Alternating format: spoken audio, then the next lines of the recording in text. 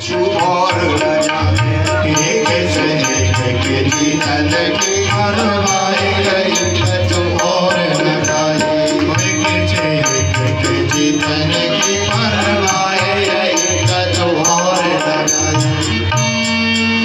सब देख रहे थे नर नारी, भगवान को तो श्रम बिंदु आ गए तो भगवान मुस्कुराने और चाणूर का वध कर दिया। बलदेव जी ने मुष्टिक का वध कर दिया।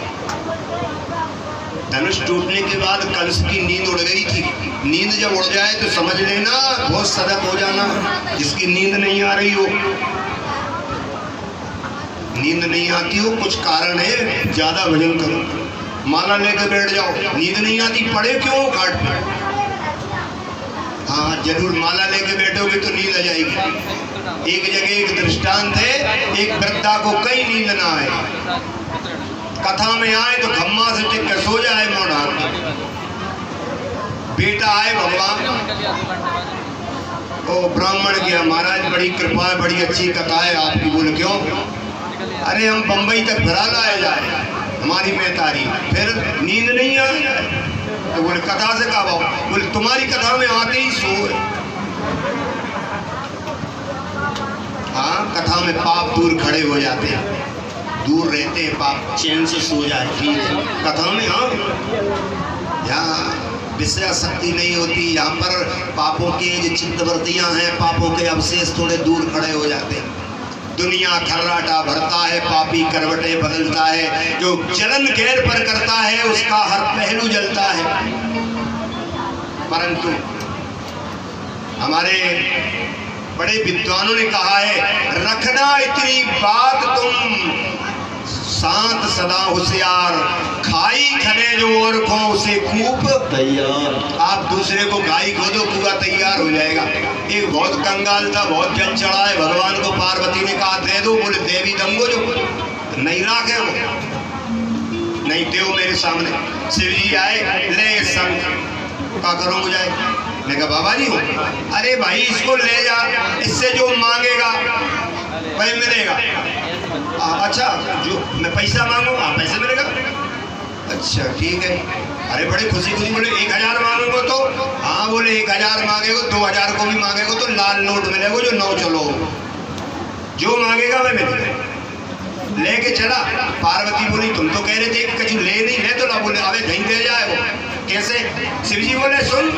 हाँ बोले जो तू यदि यहाँ से 1000 मांगेगो तो जो तेरे पड़ोसी जैसे लड़ाई चल रही है 2000 देगो।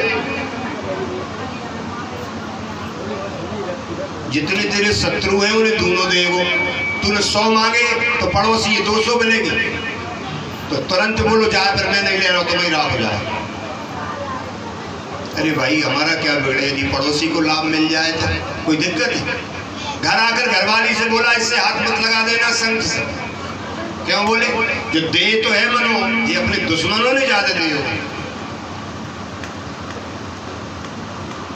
भूखे मरने लगे बच्चे तो मेहनत करने कहीं निकल गया शहर में। पत्नी ने कहा क्या बिगड़े, तेरो राम तो ही में तू अंत क्यों भटके? पटा पे संग को रख के हाथ जोड़कर बोली हे शिव जी के संग, मेरे बच्चे भूखे मर रहे हैं और मैं कृपा करके यही मांग रही हूँ, चाहे कोई को कुछ मिले, मेरे को 100 रुपये मिल जाए। संग के नीचे 100 का नोट रखा है बढ़िया। पड़ोसन से जाकर पूछा तुम भगवान की पूजन में देखना कुछ रखाएगा? तुम्हें 2 ही चिल्ला के आई दोनों तरफ वाली, वो 200 मिले। बोले कल तुम्हें 500 दूंगी, कल 1000 दूंगी, हर दिन दूंगी, जो मांगे तूने मिले। और पैसे मिलने चालू हो गया तो फिर घर की रौनक बदल गई। बदलती है फिर। प्लास्टिक के डिब्बा खरीद ले, उनमें दारे, कपड़ों की व्यवस्था अच्छी, गठरिया वारे आ गए तो सारी चीजें बढ़िया। रोग आगे कैसे 10-20 रुपए कमा के आया और घर की हालत देखकर बोला कहां से आओ, जो संग के चाले तो नहीं करे? अरे महाराज क्यों घूम रहे हो, भगवान ने कृपा करी, क्या मतलब है हमें इनसे, इनके यहाँ कितना हो जाए। आजकल लोग यही तो भवरोग है, इसलिए दुखी नहीं है कि हम परेशान हैं, इसलिए दुखी है कि ये सुखी क्यों है भाई, ये तो कहाँ से ले जाए, इसकी दवाई कहाँ मिलेगी, ये सुखी क्यों है। और एक और देखा होगा आप, जो बुद्धिहीन है भी जरूर कहते हैं अरे ये तो है उनका ना सबका जुमन में बुद्धि से हीन है, बोले वे कह रहे जब आते एक गांव के पड़ोस में एक अंधा था, एक लंगड़ा था, एक बहरा था और एक कंगाल। ये चारों इकट्ठे बैठे, मन में आए बते रहे। एक दिन अंधा बोला, अंधा, चारों बैठ के मीटिंग कर रहे, चल रही है। अंधा बोलो वो धूर सी उड़द दिखा रही कछु। मेरे भाई तो बहरा कह रहा है घोड़े की टाप है, तो मुझे भी सुना रही। तो कंगाल कह रहा है, कंगाल ने कहा रे तुम ऐसे ही करोगे क्या बातें। लंगड़ा बोला मैं तो भगलंग हूं, उठा उठा के ला रहे वो भगवे की कह रहा हूं। और कंगाल कहने लगा कि तुम ऐसे ही बातें करोगे मुझे लुटवाओगे। उसने कहा तूने गलत किया, शंख से कैसे मांगा था। अब बोले कच्छु नहीं, वो तो पूजा स्नान करे, पटापे रखे शंख भगवान, दीपक जलाया और मांग लिया। हाँ कल मांगना मेरे सामने, मैं मांगूंगा। कैसे मांगा तुमने। इतनी गुस्सा है उसे, ये अड़ोसी पड़ोसी क्यों मजे मार रहे। हे मेरे शिव जी के संग पूजन करी, और पूजन करके के बाद में बोलो हे मेरे शिव जी के संग मेरी एक आंख फूट जाए। बेटन की दो ही फूटेंगी, दूनी तो है व्यवस्था। एक आंख फोड़ने तैयार है, दूसरे की दो कहीं मिट जाए तो। और फिर घर वाले से बोलो देख के ही तरफ क्या कर रहे तो फिर रहे। रुक रुक बोले काल और करूंगा, इलाज करूंगा, बहुत मजा मार लो। दूसरे ने फिर पूजन करके बोला हे मेरे शिव जी के संग मेरे द्वारे पे खाई खुजाद, दो तो खुद ही उनके बेचारी। परंतु खाई खने जो आपको उसे खूब तैयार। भला कर भला होगा, बुरा कर बुरा होगा, नेकी बदी का बंदे यही फैसला होगा।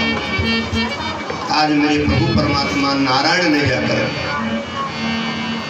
और चाणूर मुष्टिक का पद जब हो गया, देख रहे हैं साधु संत मानो नैनों से पी लेंगे, जिब्या से चाट लेंगे, भुजाओं में सटा लेंगे भगवान को।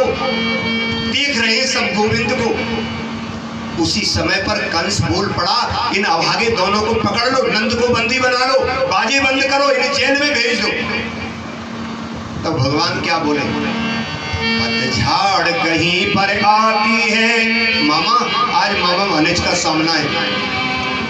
हे मामा पतझड़ कहीं पर आती है, तब आती तभी बहार कहीं। हार की जीत, जीत की हार, इससे आगे कुछ सार नहीं। इसी में लगे हो हार जीत में, कुछ अच्छा करते मामा, हार जीत में ही लगे हो। जीवन तुम्हारा हार जीत में चला गया।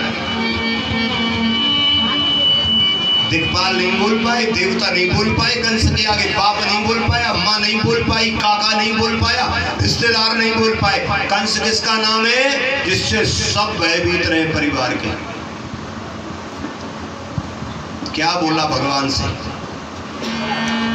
क्यों रे छोकरे कितने दिन से छोड़ दी है गोद तूने दायन की, और दूध के दांत तक गिरे नहीं, छूटी ना पास अजवाइन की। मेरे सामने बोल रहा है। अब भगवान को थोड़ा आया करो, क्या बोले भगवान, झूठे दानी कुल के कलंक, माँ के कुठार धिक्कार तुझे, छलिया कपूत स्वार्थ के दूत है, लाख भार धिक्कार तुझे। बाप को जेल में रखने वाले धिक्कार है मेरे लिए।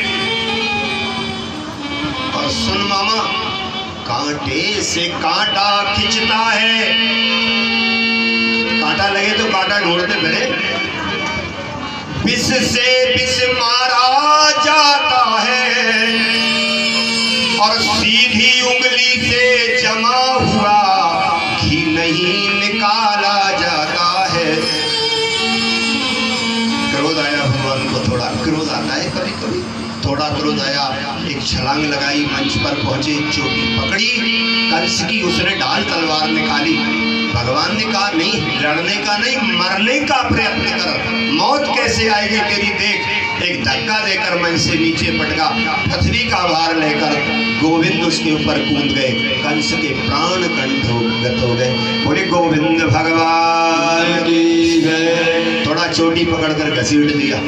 ये पापी कभी धूला नहीं चाटी इसने, कभी हुआ करे तो मंदिर की रज को ऊपर डाला करे, ऐसे डाले तो ठीक नहीं, झाड़ने लग जाओ धूल उड़ेगी। तो कभी कभी जहाँ संत साधु बैठे हो, सज्जन बैठे हो, जहाँ कहीं सत्संग हो रहा हो, वहाँ की धूला ऊपर लगे। भगवान कह रहे मेरा पार्षद तो है, पार लग जाएगा। अथवा किन्हीं संतों का कथन है कि मेरी माँ के बाल पकड़े थे इसलिए घुमा दिया, अथवा ये दिखा रहे हैं कि मर चुका है और भाई थे उनका वध किया, और वध करने के बाद में सीधे जेल में पहुंची। खड़े खड़े रो रहे हैं, बोल नहीं रहे। माता पिता सोच रहे भगवान है ये। तो भगवान ने कहा हे माता, हे पिता, आपका दिया हुआ शरीर है, और जो जवान होकर बेटा अपने माता पिता को बंदी खाने से बाहर नहीं करता, जेल से बाहर नहीं करता, अरे गृहस्थ आश्रम भी जेल है, अपने माता पिता को भजन की ओर नहीं जाने देता, उस पापी संतान के मरने के बाद में यमराज उसके टुकड़े काट काट कर मांस के खिलाते हुए। ऐसे शब्द कहे तो माँ ने अंत में भर लिया।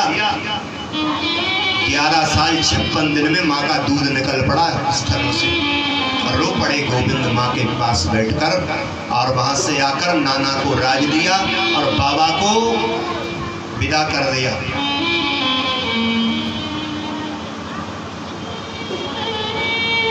समय पार हो चुका है, भगवान की कथा अनंत है, भगवान अनंत है, हम तो इस बात को मानते हैं। भगवान शिव ने कहा है धन्य देश जहाँ सुरसरी। कौन सा देश धन्य है? जहाँ गंगा है। पार्वती ने पूछा गंगा क्या करेंगी? बोले गंगा पाप धोने का काम करती है, कहाँ ले जाए पाप बन जाए तो। धन्य देश जहाँ सुरसरी, और धन्य नारी पतिव्रता सरी। वो घर धन्य है या पतिव्रता नारी रह रही है, अमंगल दूर करती रहती है पतिव्रता। और धन्य सो धन्य प्रथम गति जाकी, वो धन धन्य है। आपका पैसा धन्य है। कौन सा पैसा है? जो सत्कर्म में लगे, मंदिर में लगे, तीर्थ में लगे, साधु संतों की सेवा में लगे, वो कौन सा धन है? देव धन। धन्य सो धन्य प्रथम गति जागी। हम तो बहुत बहुत धन्यवाद देंगे दोनों पति पत्नी को जो बैठे हैं, आपके ही लाडले हैं, आपके ही रिश्तेदार हैं, आपके ही प्रेमी हैं। इन्होंने कोई ऐसा पुण्य किया होगा, पूरा परिवार मिलकर। ये तो सब होता है, कथा सब जगह हो रही है, मगर ये बच्चे बैठे हैं सब इनके ही हैं सब। ये कथा कराने की ताकत, बाबा कथा कराओ, बड़े पापा तुम्हें कथा करानी पड़ेगी। कथा हो चुकी थी 3 महीने पहले, पाठ हो गया था लॉकडाउन के मारे, मगर नहीं अब थोड़ा लॉकडाउन से खुला है, कथा तो जरूर करेंगे। तो हम तो ये मान रहे हैं कि ये इनका नहीं है, ये कोई इनके माता पिता का, कोई इनके पूर्वजों का, अथवा इनके पूर्व जन्म का कोई संस्कार क्रियामण प्रारब्ध है, जो भगवान की पूजन कर अपने जीवन को सफल बना रहे हैं। आप लोग भी धन्यवाद के पात्र हैं, तो ऐसे सत्कर्म में अपना समय छोड़कर और भगवान की कथा में अपने मन को लगा रहे हैं। इन्हीं शब्दों के साथ वाणी को ब्रह्म और आरती की तैयारी। बोलिए महादेव हरिलाल।